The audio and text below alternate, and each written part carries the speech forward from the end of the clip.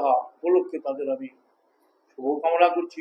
তাদের প্রতি আমার যে শ্রদ্ধা, ভালোবাসা, আন্তরিকতা এবং আমাদের দেশের ভ্রাতৃত্ববোধ আজকে ধর্মীয় অনুষ্ঠানের মধ্যে দিয়ে গড়ে উঠছে, যা ভাঙার চেষ্টা করছে আজকে আমাদের দেশের আজকে শাসক শ্রেণী, যারা আমাদের এটা ভাঙার চেষ্টা করছে বিভিন্নভাবে, ধর্মের নামে রাজনীতি ইত্যাদি ইত্যাদি।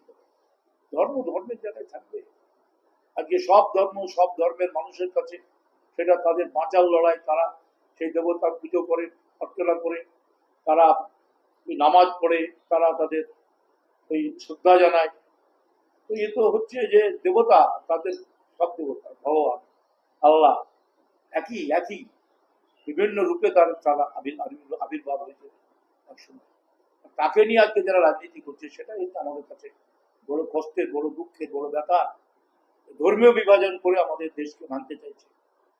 এটা হচ্ছে যে এটা আমরা ঘৃণা করি, এটা ঘৃণা করি। আমাদের মমতা ব্যানার্জি তিনি আছেন, তিনি আজকে সব ধর্মের প্রতি তার যে শ্রদ্ধা, ভালোবাসা, আজকে তাদের ভক্তি, সে ভক্তি দিয়েই আজকে আমরা আমাদের রাজ্য, আমাদের দেশ, মানুষের কাছে আমাদের সেই শ্রদ্ধা নিবেদন করছি।